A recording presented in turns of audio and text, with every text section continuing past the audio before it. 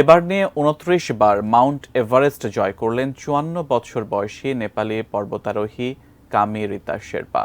এর মাধ্যমেই নিজের রেকর্ড ভেঙে আবার নতুন রেকর্ড গড়লেন তিনি। রোববার ২৯তম অভিযানে বিশ্বের সর্বোচ্চ পর্বতচূড়া এভারেস্টের শীর্ষে পৌঁছান এই পর্বতারোহী। এক প্রতিবেদনে এমনটি জানিয়েছে বার্তা সংস্থা এএফপি। রিতা শেরপার অভিযাত্রী সংগঠক সেভেন সামিট ট্রেক্সের মিংমা শেরপা বলেন, রোববার সকালে কামি রিতা পর্বতচূড়ায় পৌঁছান। তিনি সুস্থ আছেন বলে জানা গেছে। তিনি ইতোমধ্যে পাহাড়ের নিচের শিবিরে যাওয়ার পথে রয়েছেন। পাহাড়ের আবহাওয়া ভালো এবং চূড়ায় আরোহণের জন্য অনুকূল।